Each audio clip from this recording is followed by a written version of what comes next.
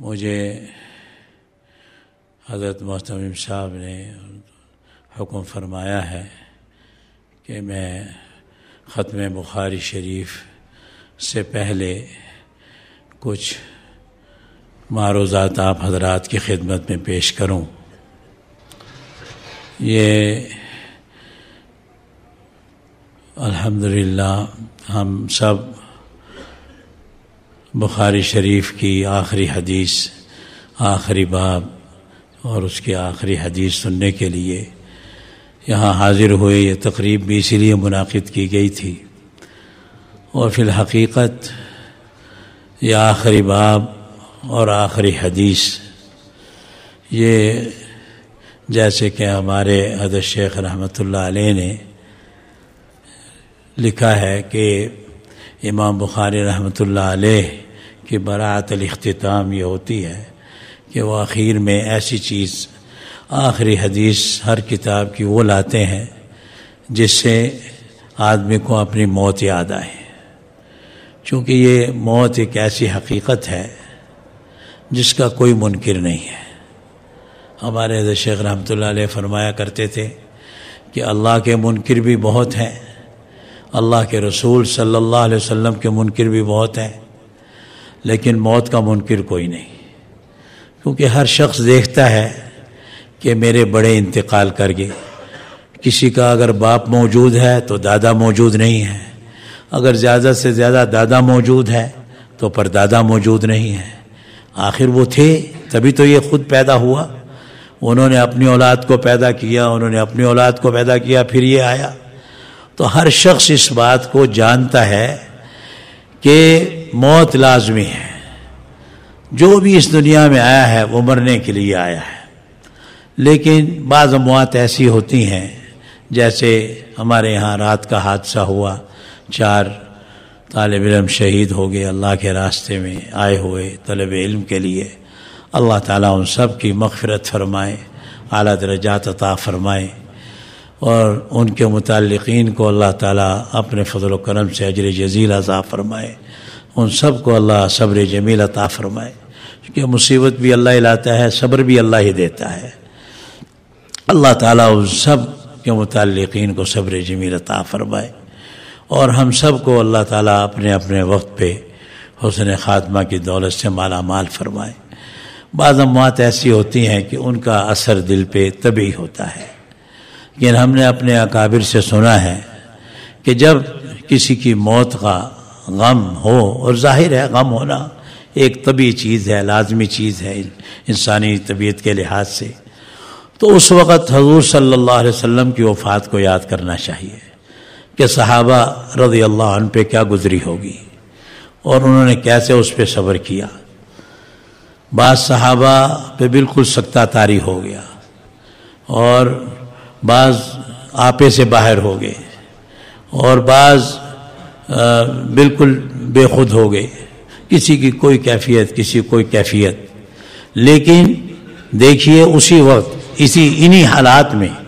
پتہ چلتا ہے کہ دین اسلام کو اس وقت ضرورت ہے مشورے کی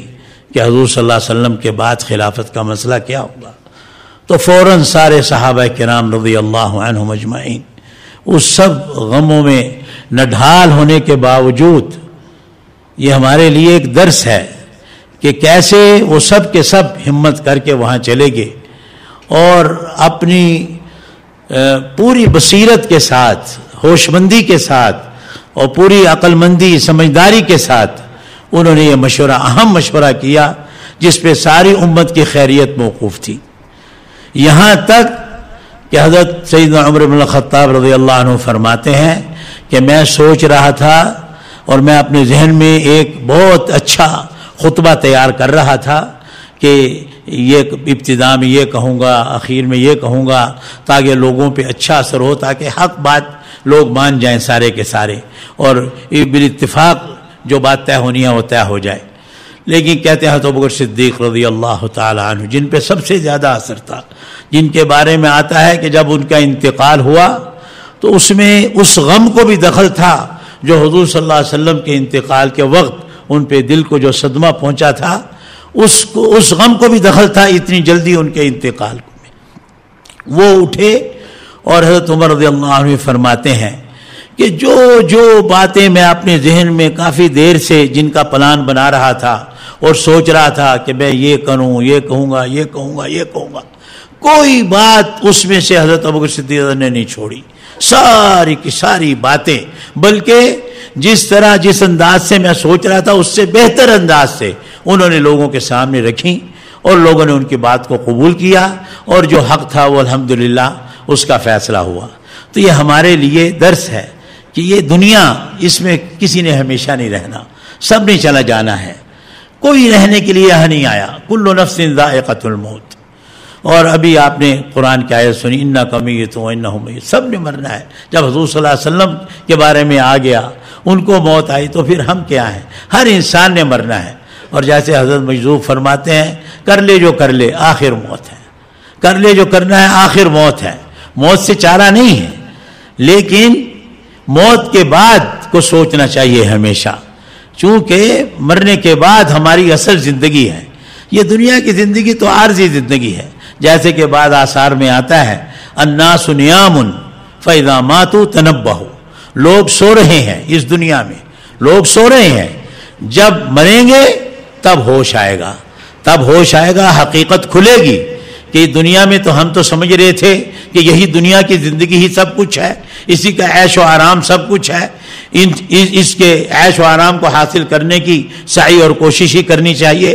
اور ہم یہ سمجھتے تھے اس دنیا میں کہ اسی کے غم اور مصیبتیں اور پریشانیاں اصل ہیں، ان سے نجات حاصل کرنی چاہیے۔ مرنے کے بعد یہ ہوش آئے گا کہ نہیں، وہ دنیا جس کو ہم اصل زندگی سمجھ رہے تھے وہ تو گویا ایک خواب تھی، اصل زندگی تو مرنے کے بعد شروع ہوگی۔ ہر انسان کی اصل زندگی مرنے کے بعد ہے، جس نے کبھی ختم نہیں ہونا، اور وہاں اللہ نے دو ٹھکانے بنائے ہیں، ایک جنت ایک جہنم۔ اللہ نے جو ہمیں یہ دین اسلام دیا ہے، اس کی بنیاد یہی ہے کہ اے انسان، اگر تم چاہتے ہو کہ اس دنیا میں بھی تمہیں حقیقی اطمینان، سکون، راحت، آرام، خوشیاں، مسرتیں، عزت، شان و شوکت، رفعت ملے، تو دین اسلام کی زندگی کو اپنا لو۔ اس سے اس دنیا میں بھی یہ ساری چیزیں، ان کے حقائق ملیں گے، اور مرنے کے بعد جب اصل زندگی شروع ہوگی تو پہلے مرحلے میں جب قبر میں جاؤ گے تو اس قبر کو بھی اللہ تعالیٰ جنت کا باغیچہ بنا دیں گے، اور فرشتے تمہاری اکرام اور خاطریں کریں گے، اور جنت کو اور قبر کو اللہ نورانی بنا دیں گے اور کشادہ کر دیں گے، اور پھر وہاں تم دلہن کی طرح اطمینان کی نیند سو گے اور لیٹو گے اور وہاں مزے کرو گے۔ اور پھر جب قیامت آئے گی اور سب لوگ قبروں سے نکلیں گے، تو جب ساری دنیا پریشان ہوگی، وہاں بھی اللہ تعالیٰ جس نے دین اسلام کے مطابق اپنی زندگی گزاری ہوگی، اس حشر کے میدان میں بھی اللہ تعالیٰ اس کی اکرام اور خاطر کرائیں گے، اور اس کی خوب اس کا اکرام ہوگا، اور ایسی جلدی وہاں سے اللہ اسے فارغ کر دیں گے کہ قیامت کا دن جس کے بارے میں اللہ فرماتے ہیں کہ وہ 50,000 سال کا ہوگا، وہ اس کے لیے 15-20 منٹ گویا گزریں گے اور وہ نمٹ بھی جائے گا، اور اللہ تعالیٰ ہمیشہ ہمیشہ کے لیے جہنم سے عذاب سے نجات عطا فرما کر اسے جنت میں داخل فرمائیں گے۔ تو یہ موت جو آتی ہے، یہ ہمیں اصل میں یاد دہانی کراتی ہے۔ یہ موت تو ان مرحومین کی ہوئی، اللہ ان کی مغفرت فرمائے، اعلیٰ درجات عطا فرمائے، لیکن ہمارے لیے یہ عبرت ہوتی ہے کہ ہم اپنی موت کو یاد کریں۔ ہمارے حضرت شیخ رحمۃ اللہ علیہ قصہ سنایا کرتے تھے کہ ایک جنازہ جا رہا تھا، ایک بزرگ بھی وہاں تھے، تو لوگ وہاں ایک نوجوان گزر رہا تھا، وہ آیا، اس نے ان بزرگ سے پوچھا، حضرت یہ کس کا جنازہ ہے؟ تو انہوں نے کہا کہ تمہارا۔ اب ظاہر ہے اسے برا لگا کہ یہ کیا کہہ رہے ہیں، تو انہوں نے کہا بیٹا ناراض نہ ہو، اگر تمہارا نہیں تو پھر میرا۔ اب وہ پریشان ہوا، انہوں نے کہا کیا مطلب اس کا؟ انہوں نے کہا مطلب یہ ہے کہ تمہیں اگر یہ پتہ چل جائے کہ یہ فلاں کا جنازہ ہے، فلاں کا بیٹا تھا، فلاں کا بھائی تھا، تو اس سے تمہیں کیا فائدہ ہوگا؟ اصل تو تمہیں یہ عبرت اور یہ درس حاصل کرنا چاہیے کہ جیسے اس کی موت آئی ہے، میری بھی موت ایک دن آنے والی ہے، وہ پتہ نہیں کب آ جائے، مجھے اس کے لیے تیاری کرنی چاہیے۔ یہ عبرت کی چیز، یہ دنیا یہ عبرت کی جا ہے، تماشا نہیں ہے، یہ ساری دنیا عبرت ہے۔ اور واقعی بعض چیزیں نظر وہاں یعنی عبرت تو ہے ہی. اگر اللہ تعالیٰ فرماتے ہیں وفی انفسکم افلا تبصرون، تم اپنے بارے میں دیکھو، اپنی گہرائیوں میں جاؤ، اپنی زندگی کو دیکھو، تو ہر جگہ اللہ کی قدرت اور عبرت نظر آئے گی. لیکن بعض واقعات ایسے ہوتے ہیں جیسے میں نے عرض کیا کہ وہ اللہ تعالیٰ کھول کھول کے عبرت دکھاتے ہیں. جیسے آج کا ہمارا واقعہ ہے، سب آئے ہوئے تھے، کل بنائے قدیم کا یہاں جلسہ تھا، دور دور سے جیسے ہمیں بھائیوں نے بتایا یہاں طلباء نے دور دور سے طلباء آئے ہوئے تھے. اور ظاہر ہے یہ طلباء بھی ایک تھائی لینڈ کا، ایک پہلے مکے میں رہتا تھا اب یہاں رہ رہا ہے، ایک کہیں کا ایک کہیں کا، اور دوسرے طلباء بھی کہاں کے آئے ہوئے ہیں. سب اپنی پرانی یہ زمانے کی یادیں تازہ کرنے کے لیے، طلب علم کی یادیں تازہ کرنے کے لیے آئے ہوئے تھے، دین کی نسبت سے، علم کی نسبت سے، اپنے اپنے ملک سے آئے ہوئے تھے. لیکن اللہ کا مقدر، اللہ نے ان کی موت اسی وقت لکھی ہوئی تھی. ان اجل اللہ اذا جاء لا یؤخر.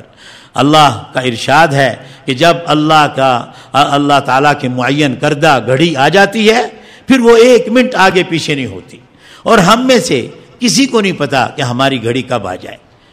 پل بل کی خبر نہیں ہے. ایک دن، ایک ہفتہ، ایک سال تو بہت دور کی بات ہے. پل بھر کی کسی کو خبر نہیں، ضمانت نہیں، کسی کے پاس گارنٹی نہیں ہے کہ میں 2 منٹ بھی زندہ رہ جاؤں گا،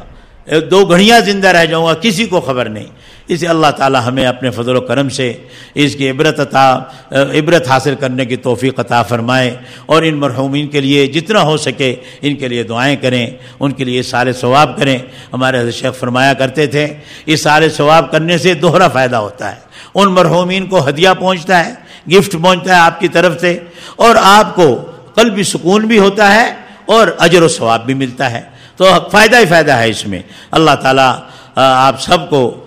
اجر جزیل عطا فرمائے، صبر جمیل عطا فرمائے، خصوصاً مرحومین کے متعلقین کو، اور ہمیں اس واقعہ سے عبرت حاصل کرنے کی توفیق عطا فرمائے. ہمیشہ اپنی موت کو یاد رکھنے کی توفیق نصیب فرمائے کہ حضور صلی اللہ علیہ وسلم کا بھی یہی ارشاد ہے اکثر ذکر حادم اللذات الموت، لذتوں کو توڑنے والی چیز موت کو کثرت سے یاد کیا کرو. اللہ تعالی ہمیں ہمیشہ اپنی موت کو کثرت سے یاد کرنے کی توفیق عطا فرمائے، اور مرنے کے بعد جو ہماری لمبی ہمیشہ کی اصل زندگی آنے والی ہے اس کے لیے ہمیشہ عمل کرنے کی توفیق عطا فرمائے. اب انشاءاللہ جیسے میں بخاری شریف کا آخری باب، آخری حدیث، اس میں ایک ایک چیز ہمیں موت کو یاد دلاتی ہے کہ ہم نے مرنا ہے. مرنے کے بعد خدا کے سامنے ہمارے اعمال نامے پیش ہونے ہیں، ہمارے اعمال تلنے ہیں. آپ بہت اہتمام سے، توجہ سے حضرت کے فرمودات سنیے. انشاءاللہ یہ سب ہمارے لیے عبرت و درس و نصیحت ہیں. وآخر دعوانا